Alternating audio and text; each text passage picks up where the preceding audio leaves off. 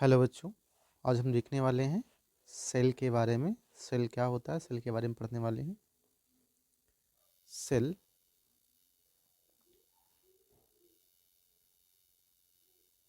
Cell को हम कोशिका कहते हैं।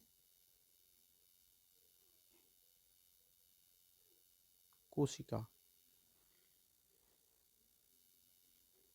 सेल का मतलब होता है, कोशिका का मतलब होता है एक छोटा सा कमरा। एक छोटा सा कमरा।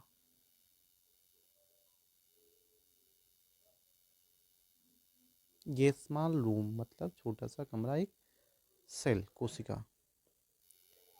एक वैज्ञानिक थे जिनका नाम था रॉबर्ट हुक। क्या नाम था? Robert Hooke. एक वैज्ञानिक जिनका नाम था रॉबर्ट हुक। रॉबर्ट हुक जो थे,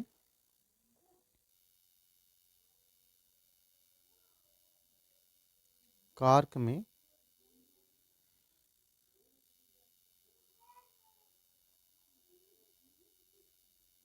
मधुमक्खी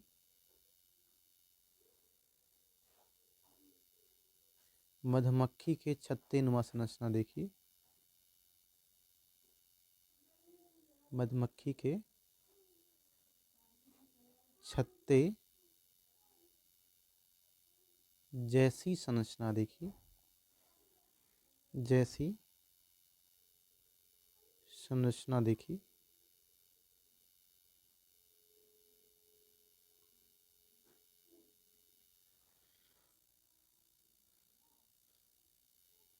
जिसे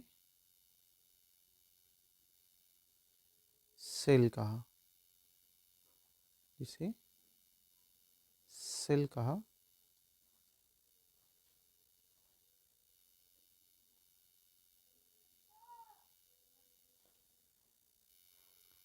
अभी कार्क क्या है? कार्क लकड़ी का एक भाग है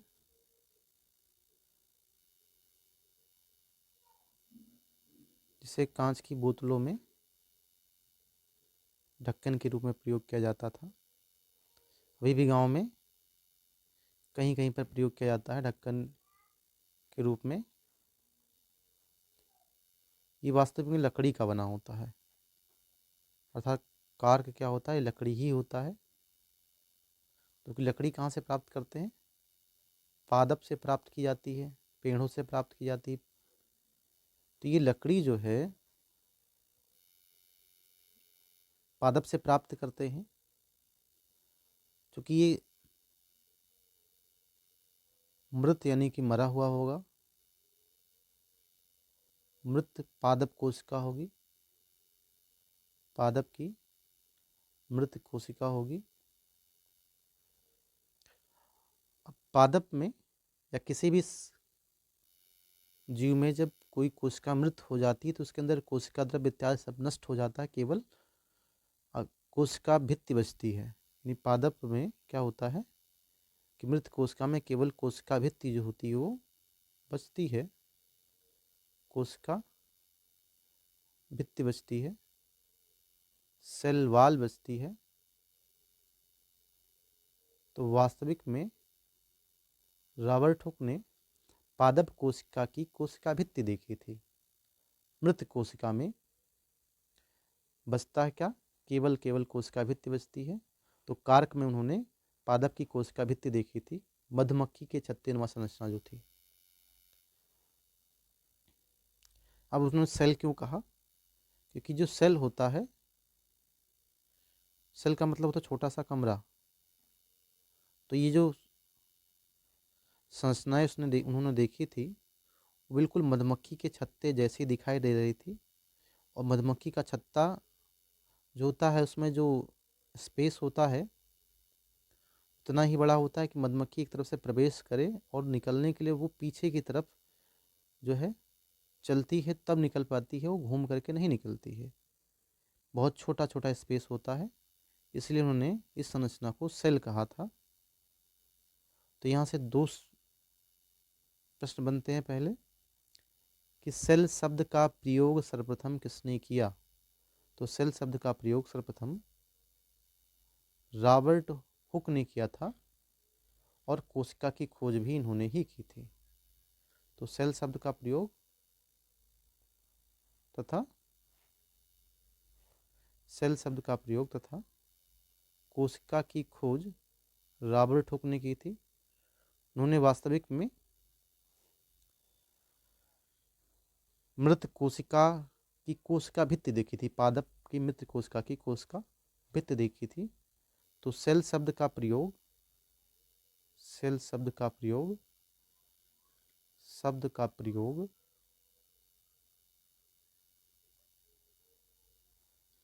तथा सेल की खोज यानी कि कोशिका की खोज, सेल की खोज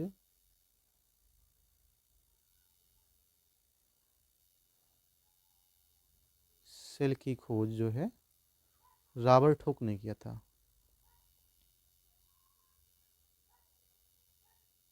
खोज रॉबर्ट हुक ने किया था।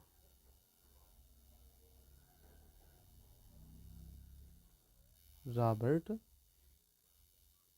हुक ने किया था।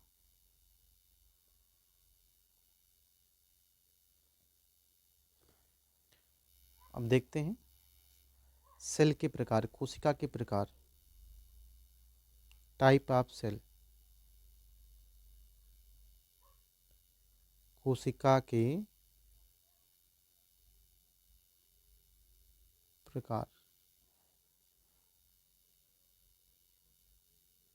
Type of cell. सेल दो प्रकार की होती हैं। पहली तो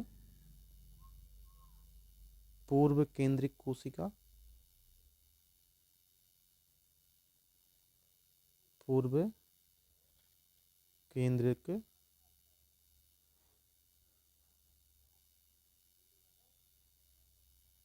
कोशिका, जिसको अंग्रेजी में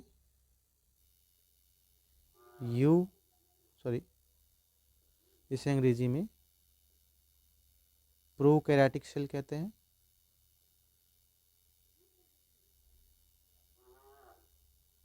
प्रोकैरियोटिक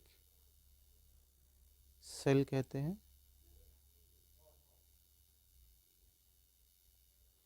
दूसरी जो कोशिका का प्रकार है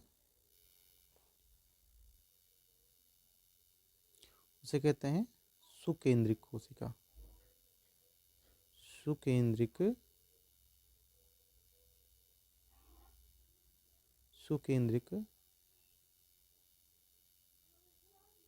कोशिका, जिसे हम यूकैरियोटिक सेल कहते हैं। यूकैरियोटिक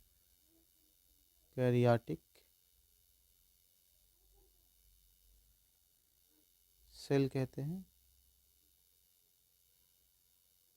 अब सबसे पहले हम डिस्कस करते हैं प्रोकैरियोटिक सेल क्या होता है।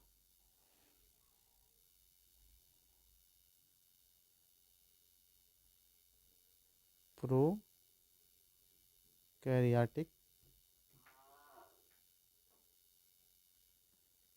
सेल, या इसी को हम क्या कहते हैं, पूर्व केंद्रिक कोशिका। पूर्व केंद्रिक कोशिका, प्रोकैरियोटिक सेल यानी कि पूर्व केंद्रिक कोशिका क्या होती है? वह कोशिकाएं जो सबसे पहले बनी थी। सबसे पहले कौन सी कोशिकाएं बनी थी? सबसे पहले जो कोशिकाएं बनी थी उनके पास केंद्रक नहीं था, उनके पास कोशिकांग नहीं थे। यानी पूर्व केंद्रिक कोशिकाओं में केंद्रक तथा कोशिकांग नहीं पाया जाता है। कोशिकांग नहीं पाया जाता है, अनुपस्थित होता है, नहीं पाया जाता है।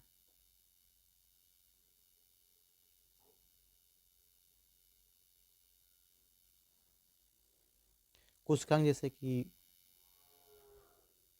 अंतराद्रव्य जालिका है, गाल्जी का है ना, इंडोर प्लाज्मिक रेटिकुलम से कहा जाता है, वैक्यूल है, प्लास्टिड है, ये सब अनुपस्थित होता है। सेंट्रोसोम यानी कि तारा का है, ये सब नहीं पाया जाता है, केंद्रक भी नहीं पाया जाता। तो जब केंद्रक नहीं पाया तो फिर क्या होता है, केंद्रक न होने के कारण अनुवांशिक पदार्थ जो होता है वो कोशिका द्रव्य में बिखरा होता है। अनुवांशिक पदार्थ जो होते हैं, अनुवांशिक पदार्थ कोशिका द्रव्य में फैले होते हैं, कोशिका द्रव्य में फैले होते हैं, में फैला होता है।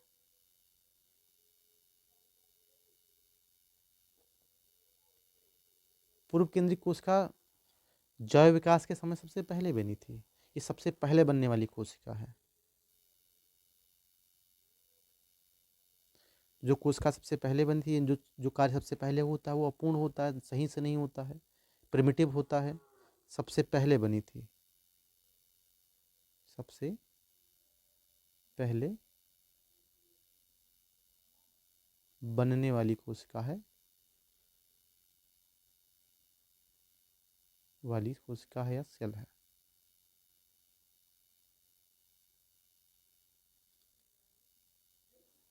कोशिका है।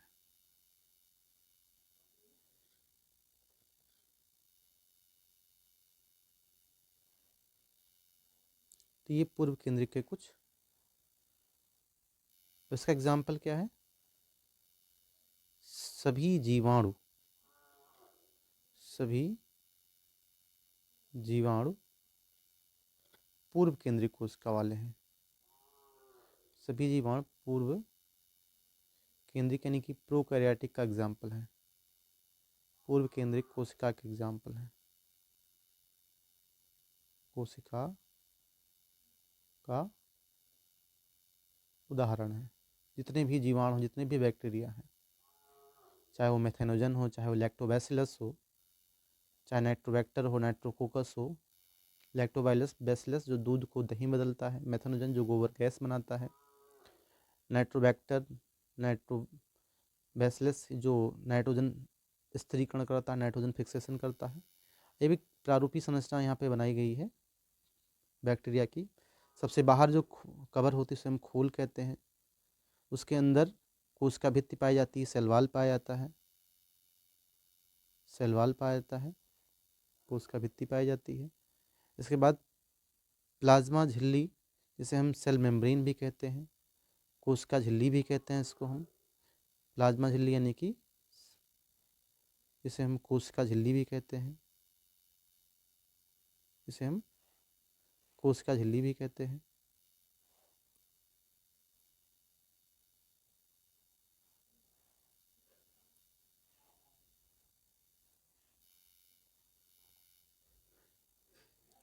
अब इसमें देख रहे हैं कि जो अनुवांशिक पदार्थ है ऐसे स्केटर्ड फैला पड़ा हुआ है इसके अंदर, कोई भी इसके चारों तरफ कवरिंग नहीं है, झिल्ली कवरिंग नहीं है, इसको घेरा नहीं गया है। राइबोसोम इसमें जो होता है, राइबोसोम जो होता है, राइबोसोम वो 70s प्रकार का होता है, 70s प्रकार का राइबोसोम पाया जाता है। साथ में इसमें चलने के लिए फ्लेजला पाया जाता है, या कुछ में सीलिया भी होते हैं, फ्लेजला भी होते हैं, कछाव कसाव या पच्छमाव कहते हैं उसको। इसके अलावा प्लाज्मिड, प्लाज्मिड क्या है, प्लाज्मिड क्या है ये इंपॉर्टेंट है। प्रोकैरियोट्स में प्लाज्मिड पाया जाता है। प्लाज्मिड क्या है, अनुवांशिक पदार्थ के अतिरिक्त जो अनुवांशिक पदार्थ पाया जाता है, प्लाज्मिड, प्लाज्मिड क्या है, अनुवांशिक पदार्थ के अतिरिक्त जो अनुवांशिक पदार्थ पाया जाता है उसे हम कहते हैं प्लाज्मिड। अतिरिक्त अनुवांशिक पदार्थ, अतिरिक्त अनुवांशिक पदार्थ, अतिरिक्त अनुवांशिक पदार्थ। जो होता है उसे हम प्लाज्मिड कहते हैं। पिली क्या है? पिली सूक्ष्म जीवों को, बैक्टीरिया को चिपकने में मदद करते हैं। राइबोसोम ने बताया इसमें 70 प्रकार का राइबोसोम पाया जाता है। एस क्या है? एस राइबोसोम का मात्रक है, जिसे हम सॉइडबर्ग यूनिट कहते हैं। इसके अलावा आपने देखा जो कोशिका भित्ति है, ये पादप कोशिका और प्रोकैरियोट में पाया जाता है केवल। प्लाज्मा झिल्ली, से कोशिका झिल्ली भी कहते हैं, कोशिका झिल्ली भी कहते हैं इसको। और कोशिका झिल्ली में क्या होता है? कोशिका झिल्ली जो होती है वह कोशिका भित्ति के नीचे पाई जाती है। कोशिका भित्ति सभी प्रकार के जीवों में पाई जाती है। इसके बाद बात करते हैं हम सुकेंद्रिक कोशिका यानी कि सुकेंद्रिक कोशिका यानी कि यूकैरियोटिक सेल की बात करते हैं। Eukaryotic cell, eukaryotic cell, eukaryotic cell